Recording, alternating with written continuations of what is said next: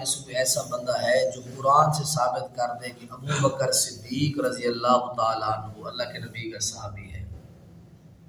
دوسرے کہتے ہیں مسلمان نہیں سمجھتے ان کو، وہ کہتے ہیں کہ ہم آپ کے خلیفہ اول سب سے پہلے صحابی کو ہم مسلمان نہیں سمجھتے۔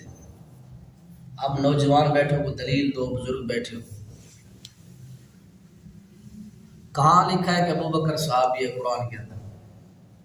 آج کے قرآن درس کے اندر بتاؤں گا کہ اللہ کے نبی نے، اللہ قرآن نے کہا کہ ابو بکر پہلا صحابی ہے۔ ان کی اپنی تفسیر ہے مجمع البیان، اس میں لکھا ہے کہ ابو بکر سب سے پہلا نبی کا صحابی ہے۔ ہمارے ایک عالم گزرے علامہ احسان علی شہید رحمۃ اللہ علیہ فرمایا کرتے تھے کہ اگر ابو بکر صدیق نہیں مسلمان تو پھر کائنات میں کوئی مسلمان پیدا ہی نہیں ہوا، اگر ابو بکر کو تو مسلمان نہیں مانتے۔ تو اس لیے قرآن کے اندر اللہ نے ہر اعتراض کا جواب دیا ہے، تو چند منٹ بیٹھا کریں، اس سے آپ کو فائدہ ہوگا انشاءاللہ۔ سورہ انفال کا نزول جو ہے سن 2 ہجری جنگ بدر کے بعد ہوا۔ جیسا کہ میں نے کل کہا تھا کہ جنگ کی تقسیم کا جو طریقہ ہے وہ 10ویں پارے سے شروع ہوتا ہے کہ جنگ سے جو مال حاصل ہوتا ہے وہ کیسے آپ نے تقسیم کرنا ہے۔ اسلام سے قبل عرب لوگوں کا اصول تھا کہ جنگ میں دشمن سے جو مال جو لے لیتا اسی کا سمجھا جاتا تھا، لیکن سن 2 ہجری کے بعد اللہ تعالیٰ نے پھر اس کا اصول بیان کیا۔ لوگوں جو دشمن سے مال حاصل ہوتا ہے اس کی 3 قسمیں ہیں۔ نمبر 1 مال سلب، مال غنیمت، مال فائد۔ مال سلب کسے کہتے ہیں کہ جب مجاہد جہاد کرتا تو دشمن سے جو کچھ بھی ملتا وہ اس کو وہ لے لیتا، اور اس کے بعد دوسرا مال ہوتا ہے مال غنیمت، جو کافر چھوڑ کر بھاگ جاتے ہیں مسلمان جو ہے اپنے قبضے میں لے لیتے ہیں، اور تیسرا ہوتا ہے مال فائد جو بغیر جنگ کے حاصل کیا جاتا ہے۔ اب اس سارے مال کو کسی نے نہیں لینا، حتیٰ کہ ایک جنگ میں سے فرمایا کہ ایک بندے نے ایک چادر لے لی تھی اجازت سے پہلے، نبی پاک نے فرمایا میں اس چادر کو دیکھ رہا ہوں، وہ آگ کا ایک جھونکا بن کے اس کے اوپر جو ہے وہ منڈلا رہی ہے، وہ ایک چادر جو اس نے چھپائی تھی۔ تو اس لیے فرمایا کہ جب یہ سارا مال تم نے حاصل کیا تو سارا تم نے نبی پاک کے سامنے رکھنا ہے، اور اللہ کے نبی علیہ السلام کیا کریں گے، ان میں سے 5واں حصہ اللہ رسول کے لیے ہوگا، 4 حصے جو ہوں گے وہ مجاہدین میں اور ان کے گھوڑوں میں تقسیم کر دیا جائے گا۔ یہ اللہ تعالیٰ نے طریقہ یہاں بیان فرمایا ہے۔ اس کے بعد 10ویں پارے کے پہلے صفحے پر فرمایا لوگوں اللہ سے مدد مانگنے کے یہ 5-6 طریقے ہیں، وہ یاد رکھ لو۔ جب جنگ کے تو میدان میں تم ہو تو تم نے ثابت قدم رہنا ہے، جنگ سے پیٹ پھیر کے بھاگو کہ گناہ کبیرہ ہے۔ اس کے بعد جنگ کے اندر فرمایا کہ تم نے کثرت سے اللہ کا ذکر کرنا ہے، اللہ رسول کی اطاعت کرنی ہے، آپس میں اختلاف نہیں کرنا جنگ کے میدان میں، اور جنگ کے اندر مشکلات آ جائیں تو 5ویں شرط یہ ہے کہ تم نے صبر کرنا ہے، صبر کرو تم، فَاصْبِرُوا وَاذْكُرُوا اللَّهَ كَثِيرًا لَعَلَّكُمْ تُفْلِحُونَ، اطیعوا اللہ وَاطِیعُوا الرَّسُولَ وَلَا تَنَازَعُوا فَتَفْشَلُوا وَتَذْهَبَ رِیحُکُمْ وَاصْبِرُوا۔ 5ویں شرط یہ ہے کہ جنگ کے اندر تم نے صبر کرنا ہے، اور اس کے بعد 6ٹھی شرط یہ ہے کہ کفار سے جب تم نے لڑنے جانا ہے تکبر نہیں کرنا۔ جب کافر جنگ کے لیے جاتے ہیں تو وہ گانے گاتے ہوئے جاتے تھے، اتراتے ہوئے، فخر کرتے، شرابیں پیتے ہوئے۔ مسلمانوں تم نے جنگ کے اندر جاتے ہوئے اللہ کا ذکر کرنا ہے، تکبر نہیں کرنا۔ اور اس کے وقت فرمایا کہ آگے کہ دفاع کا طریقہ تم اختیار کرو۔ آیت نمبر 50 کے اندر فرمایا کہ مسلمانوں وَأَعِدُّوا لَهُم مَّا اسْتَطَعْتُم مِّن قُوَّةٍ وَمِن رِّبَاطٍ، فرمایا کہ گھوڑے تیار رکھو، اسلحہ تیار رکھو، کبھی بھی دشمن تم پر حملہ کر سکتا ہے، تو تم لوگوں نے اپنے اسلحے اور اپنی طاقت کو ہر ٹائم مضبوط رکھنا ہے۔ اس کے بعد فرمایا کافروں سے جنگ ہو جائے، کافر کہے کہ ہم صلح کرنا چاہتے ہیں، وَإِن جَنَحُوا لِلسَّلْمِ فَاجْنَحْ لَهَا وَتَوَكَّلْ عَلَى اللَّهِ، کافر کہ ہم ہتھیار ڈال رہے ہیں، صلح کرنا چاہتے ہیں، فرمایا کہ سب سے پہلے کوشش کرو صلح کرو، جنگ کو آگے نہیں بھڑکانا۔ اور اس کے بعد اللہ تعالیٰ نے سورہ انفال کے آخر میں ایک اہم مسئلہ بیان کیا، جب جنگ بدر کے احد کے اندر 70 کافر گرفتار ہو گئے، اللہ کے نبی علیہ السلام صحابہ سے مشورہ لے رہے، صحابہ ان کے ساتھ کیا کیا گیا، کیا کیا جائے ان لوگوں کے ساتھ؟ تو حضرت صدیق اکبر اور دوسرے صحابہ نے کہا کہ اللہ کے نبی ان سے پیسے لے کر ان کو چھوڑ دیا جائے۔ حضرت عمر اور حضرت سعد بن معاذ نے فرمایا اللہ کے نبی جی ان کو خوب قتل کیا جائے، ان کو چھوڑنا نہیں چاہیے فری میں۔ تو اللہ کے نبی نے فرمایا نہیں، ان سے پیسے لے کے فدیہ لے کے چھوڑ دیتے۔ اللہ کو یہ رائے پسند نہیں تھی، اللہ نے غصے کا اظہار کیا کہ ما کان لنبی ان یکون له اسرى حتى يسخن فی الارض، نبی کے لیے لائق نہیں تھا کہ ان سے فدیہ لے کے ان کو چھوڑ دیتا، بلکہ خوب خون ریزی کرتا، ان کا خون بہاتا، ان سے پیسے لے کر ان کو آزاد نہ کرتا۔ اس کے بعد انفال جب ختم ہوتے سورۃ توبہ آگے آ جاتی ہے۔ سورۃ توبہ، اس سورت کا نام توبہ اس لیے رکھا گیا کہ اس سورت کے اندر آیت نمبر 117 ہے۔ 117 جو 10ویں پارے کے اندر آتی ہے، 11ویں پارے کے اندر، اس سورت کی آیت نمبر اس سورت کی 117 کے اندر ہے کہ سورۃ توبہ 3 صحابہ تھے جو جنگ تبوک سے پیچھے رہ گئے تھے۔ ان میں سے ایک تھے حضرت ہلال بن امیہ، مرارہ بن ربیعہ، کعب بن مالک۔ یہ 3 صحابی پیچھے رہ گئے تھے۔ اللہ کے نبی نے ان سے تھوڑا سا غصہ کیا، حتیٰ کہ 50 دن تک اللہ کے نبی نے ان سے گفتگو نہ کی۔ صحابہ کو کہا کسی نے ان کے ساتھ بولنا نہیں ہے، کسی نے کلام نہیں کرنا۔ وہ فرماتے ہیں کہ ہمارے لیے زمین تنگ ہو گئی، اتنا ہمارے لیے ہم سے سوشل بائیکاٹ کر دیا صحابہ نے، نبی پاک نے۔ کافروں کی طرف سے خط آنے لگے کہ ہم آپ کے ساتھ تعاون کرنے کے لیے تیار ہیں۔ بہرحال 117 نمبر آیت کے اندر لفظ توبہ ہے، اسی کی مناسبت سے سورت کا نام توبہ رکھا گیا۔ اس کے سورت کے شروع میں بسم اللہ نہیں لکھا گیا۔ بسم اللہ سورت کے اندر نہیں لکھی گئی۔ جب تلاوت کی جاتی ہے تو اس سورت کے شروع میں بسم اللہ بھی نہیں پڑھی جاتی۔ اس کے 3 جواب ہیں۔ سب سے پہلا جواب اس کا یہ ہے کہ نبی پاک نے بسم اللہ نہیں لکھوائی، اس لیے کاتبین جو تھے، قرآن لکھنے والے جو کمیٹی تھی صحابہ کی، انہوں نے بھی اس کے شروع میں بسم اللہ نہیں لکھی۔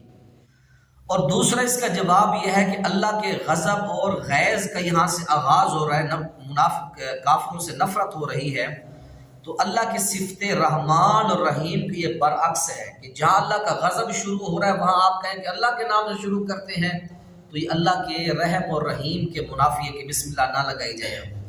اور اس کے بعد تیسرا اس کا جواب یہ ہے کہ جو پچھلی صورت ہے سورہ انفال اور سورہ توبہ، دونوں کا مضمون ایک ہے، اس لیے صحابہ نے اس کے شروع میں بسم اللہ نہیں لکھا۔ اس کے بعد سورہ توبہ کی پہلی 5 آیات کے اندر اللہ تعالیٰ نے مشرکین کے متعلق 5 احکام بیان کیے ہیں۔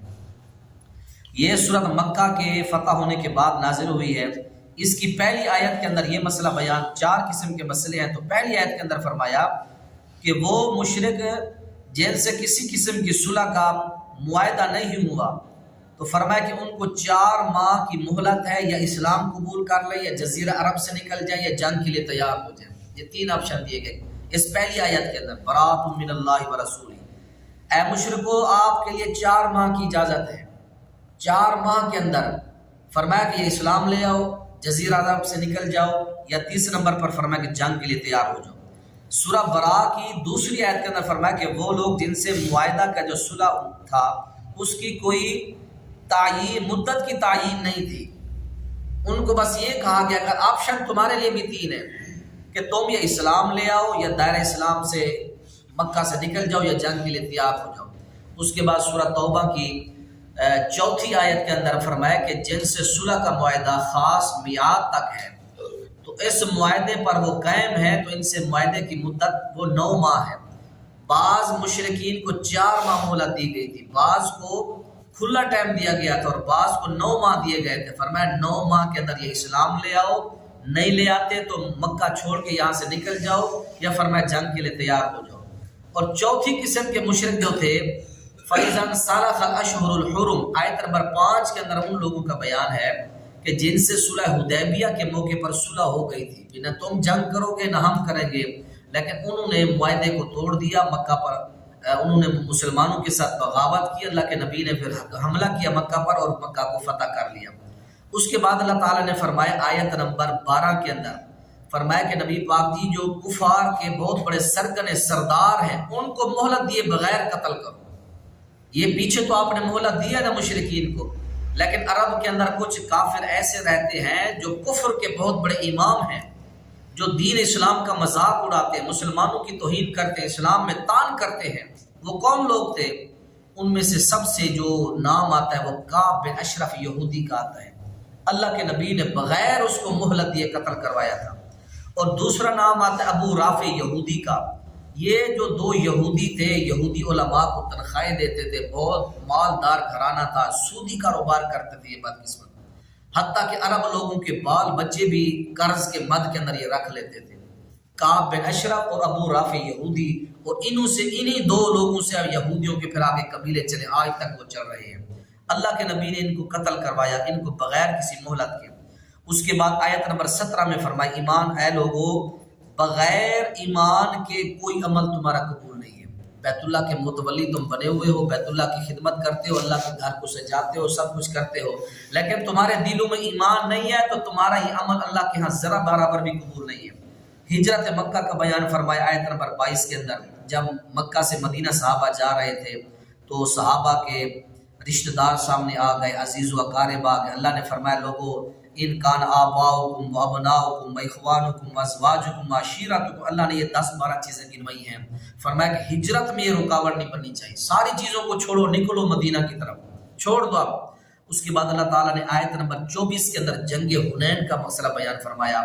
جنگ حنین کے بارے میں یہ ہے کہ قبیلہ حوازن کے ایک سردار تھا جس کا نام تھا مالک بن عوف، اس نے مسلمانوں پر حملہ کیا، تو یہ حملے کی بلکہ تیاری کر رہا تھا، نبی پاک کو اللہ نے اطلاع دے دی۔ اللہ کے نبی علیہ السلام پھر وہاں سے نکلے، 14,000 کا لشکر لے کر نبی پاک جو ہے حنین کے علاقے کی طرف گئے اور وہاں جا کے آپ نے حملہ کیا، اللہ نے آپ کو فتح عطا فرمائی اور 6,000 کافروں کو اللہ کے نبی نے گرفتار کر لیا۔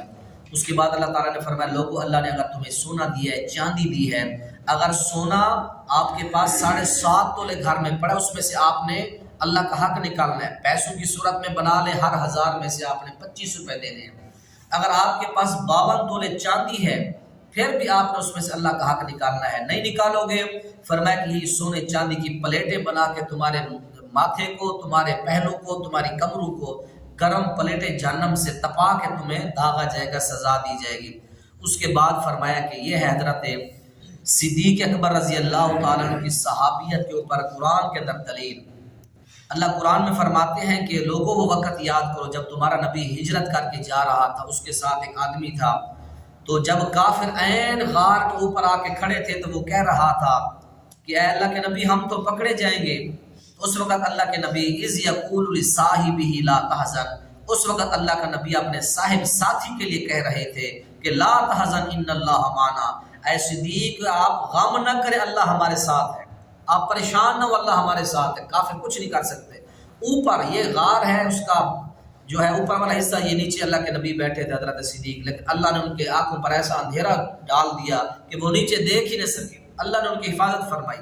تو اذ یقول لصاحب، صاحب سے مراد حضرت صدیق اکبر رضی اللہ تعالیٰ عنہ۔ اس کے بعد اللہ کے نبی علیہ السلام نے انفروا خفافا وجاہدوا، یہاں فرمایا کہ لوگوں جہاد فرض، صحابہ کے عظیم واقعات ہے، آپ کا ٹائم شارٹ ہوتا ہے۔ صحابہ کرام رضوان اللہ تعالیٰ بوڑھے ہو گئے، یہ جتنے بابے بیٹھے ہیں بزرگ، اس عمر کے اندر بھی ایک عظیم صحابی ہیں، انہوں نے کہا کہ میں جہاد کے لیے جا رہا ہوں۔ یہ قرآن کی آیت نازل ہو چکی ہے، حضرت ابو طلحہ کا مشہور واقعہ، بوڑھے ہو گئے پھر جب بڑھاپے کے اندر جہاد پر نکل پڑے۔ بیٹوں نے کہا کہ اللہ کے بندے آپ نے نبی پاک کے ساتھ جہاد کیا، وہ فوت ہو گئے، عمر اور صدیق کے ساتھ آپ نے جہاد کیا، وہ فوت ہو گئے، ابھی بوڑھے ہو گئے، ہم جوان لڑیں گے۔ فرمایا مجھے یہ آیت نہیں بیٹھنے دیتی، یہ انفروا خفافا وثقالا وجاہدوا، تم بھاری ہو جاؤ، جوان ہو جاؤ، بوڑھے ہو جاؤ، نکلو جہاد کے لیے۔ تو فرمایا مجھے یہ آیت نہیں بیٹھنے دیتی ہے اپنے گھر میں یہ آیت چھوڑ دوں پھر قرآن کی؟ تو حضرت ابو طلحہ انصاری بڑھاپے کے اندر نکل پڑے جہاد پر، سمندری سفر ہے، فوت ہو گئے، 7 دن تک فرماتے ہیں کہ کوئی جزیرہ خشک جگہ نہیں ملی سمندری علاقے میں، 7 دن ان کی لاش اس طرح بیڑے کے اندر لے کے پھرتے رہے۔ اللہ کا فضل ہوا کہ ان کے جسم کے اندر کوئی بو نہیں ہوئی، ان کا جسم ذرا برابر بھی خراب نہیں ہوا۔ تو یہ حدیث پاک کی کتاب کے اندر الکبریٰ بہقی کے اندر یہ واقعہ موجود ہے۔ اس کے بعد اللہ تعالیٰ نے فرمایا کہ اے پیغمبر جو منافق ہیں وہ تجھ سے جہاد سے پیچھے رہنے کی اجازت طلب کرتے ہیں۔ غزوہ تبوک کا یہاں تھوڑا سا منظر بیان کیا اللہ تعالیٰ نے۔ غزوہ تبوک سخت گرمی کے موقع کے اندر ہوا، منافقین کی کھجوریں پکی ہوئی تھی اور روم کے ساتھ یہ سخت ترین غزوہ تھا اور بہت بڑا سفر بھی لمبا تھا، گرمی کا سفر تھا، کھجوریں پکی ہوئی تھی، پھر سپر پاور روم کے ساتھ یہ غزوہ تھا، تو منافق مر رہے تھے کہ کیسے کافروں کے ساتھ جہاد کریں گے۔ ایک کافر آیا جس کا نام جد بن قیس تھا، اس کو اور تو کوئی بہانہ نہ ملا، اس نے کہا اللہ کے نبی جی مجھے اجازت دے دو، روم کی عورتیں بڑی خوبصورت ہیں، میں فتنے میں نہ پڑ جاؤں ان کی عورتوں کے چکر کے اندر۔ اس نے بہانہ بنایا، اللہ نے وہ واقعہ بھی نبی پاک نے حدیث کے اندر محفوظ ہے۔ تو فرمایا ہے پیغمبر تجھ سے جہاد سے پیچھے رہنے کی اجازت منافق مانگتے ہیں، تجھ سے تیرے سچے جو صحابی ہیں وہ تجھ سے نہیں مانگتے۔ اللہ کے نبی پھر اللہ نے لا کتب ابتغوا فتنة من قبلک وقلبوا لك الامور، اللہ کے نبی کو اللہ نے فرمایا اے اللہ کے نبی، منافق جو ہے تیرے امور کو الٹ پلٹ کرنے کی بڑی کوشش کرتے ہیں، منافق تلاش کرتے ہیں کہ تیری کوئی خامی ملے، قلبوا لك الامور، تیرے معاملات کو الٹ پلٹ کر دیں۔ الٹ پلٹ ظالموں نے کیسے کیا؟ احد کے میدان کے اندر عین جنگ کے وقت منافق اپنے 300 بندے لے کے واپس آ گئے، جنگ کے میدان کے اندر نبی کو اکیلا چھوڑ دیا انہوں نے۔ اس کے بعد بنو نذیر اور دوسرے لوگوں کو جو قبائل تھے ان کے ساتھ انہوں نے سازشیں کی، بنو قریظہ کو مدینہ سے بھگایا، اللہ کے نبی نے ان کو قتل کرنا تھا، بدلہ لینا تھا، لیکن منافقوں نے بھگا دیا۔ اما عائشہ کے اوپر منافقوں نے تہمت لگائی، مسلمانوں کی مسجد نبوی کے خلاف منافقوں نے مسجد زرار بنائی، صحابہ کرام رضوان اللہ تعالی علیہم اجمعین اور نبی پاک کے معاملات کو الٹ پلٹ کرنے کی، تکلیف پہنچانے کی کوشش کرتے رہے۔ اس کے بعد اللہ تعالیٰ نے سورہ توبہ کی آیت نمبر 60 کے اندر زکوٰۃ کے مصارف اللہ نے بیان کیے ہیں۔ لوگوں اگر تم مالدار ہو تو تم نے زکوٰۃ کہاں دینی ہے؟ ہر بندے کو نہیں دینی، فرمایا کہ 8 لوگ میں نے بیان کر دیے ہیں، ان 8 لوگوں کو تم نے زکوٰۃ دینی ہے۔ کیسے؟ فرمایا کہ تم نے دیکھنا ہے کہ وہ جو بندہ ہے سامنے والا، اس کے پاس 52 تولے چاندی کے پیسے تو نہیں ہیں، یا 52 تولے چاندی کی قیمت کے برابر اس کی کوئی مالیت ہے اس کے پاس۔ اگر اس کے پاس نہیں ہے تو وہ زکوٰۃ کا حقدار ہے۔ اگر اس کے پاس 52 تولے چاندی کا آج کے حساب سے 14,000 روپے تولہ بنتا ہے تو 12-13 لاکھ روپے بنتا ہے۔ جس بندے کے پاس اس دور میں 12-13 لاکھ کی مالیت ہے اس کو آپ زکوٰۃ نہیں دے سکتے۔ ایسے پیسے اٹھا کے آپ چلے جاتے ہو، بینک کے اندر بندہ جا رہا ہے، کپڑے اس نے پھٹے پرانے پہنے، 2 مربے کا مالک ہے، جوتی اس نے پھٹی ہوئی پہنی ہے، تو کہتے ہیں یار بڑا غریب آدمی ہے، تو اس نے 5,000 نکال کے اس کو دے دیا۔ وہ 2 مربوں کا مالک ہے، اگرچہ یہ ان کی دیہاتوں کی عادت ہوتی ہے کہ وہ کپڑے صاف نہیں پہنتے، جتنے مالدار ہوں گے گدیلے اور گندے کپڑے پہن کے رکھیں گے، ان کی نیچر ہوتی ہے عرابیوں کی، دیہاتیوں کی، کپڑے صاف نہیں پہنے، جوتی پھٹی پرانی۔ اب آپ نے تحقیق نہیں کی اس کی، آپ نے اس کا حلیہ دیکھ کے فرمایا، کہہ دیا کہ یہ بندہ صاحب نصاب حقدار ہے، تو اس لیے فرمایا کہ لوگوں آپ نے انما الصدقات للفقراء والمساکین والعاملین والمؤلفۃ قلوبہم فی، یہ سورۃ توبہ آیت نمبر 60 کو پڑھ کے دیکھیں، اللہ نے یہاں 8 بندے بیان کیے ہیں۔ اس کے بعد جنگ تبوک کے موقع پر ایک منافق بندے نے نبی پاک اور صحابہ کی توہین کی، اس نے کہا کہ صحابہ پیٹو ہیں، نعوذ باللہ، یہ باطونی لوگ ہیں، بات کرتے ہیں۔ تیسرا اس نے کہا یہ بزدل لوگ ہیں۔ کسی بندے نے سن کر اللہ کے نبی کو جا کے بتا دیا اس طرح یہ بندہ بکواسات کر رہا ہے، اللہ نے فوراً قرآن نازل کیا۔ اللہ کے نبی علیہ السلام نے کہا، اللہ کے نبی کہہ دو ان کو، لا تعتذروا قد کفرتم بعد ایمانکم، ایمان لانے کے بعد تم کافر ہو چکے، تم نے کفر کیا ہے۔ تم نے صحابہ کو کہا کہ یہ پیٹو لوگ ہیں، یہ باطونی ہیں، باتیں کرتے ہیں، بزدل ہیں، یہ کام نہیں کرتے۔ اللہ نے پھر ان کے اوپر یہ فتویٰ لگایا، قل اب اللہ و آیاتی و رسولہ کنتم تستہزئون، ظالمو اللہ رسول اور اس کی آیات ملی تھی تمہیں مذاق کرنے کے لیے، آپس میں مذاق کرو، ٹھٹھے کرو، اللہ رسول کے ساتھ صحابہ کے ساتھ مذاقیں کرتے ہو، تم ایمان لانے کے بعد تم کافر ہو چکے ہو۔ ابن عمر فرماتے ہیں میں نے اس بندے کو دیکھا، اللہ کے نبی کی سواری کو اس طرح اس نے جو ہے جپھا مارا ہوا ہے، چمٹا ہوا ہے سواری کو، اور اس کے جو پاؤں ہیں پتھر کو لگ کر وہ زخمی ہو رہے، اللہ کے نبی آیت پڑھتے ہوئے جا رہے ہیں۔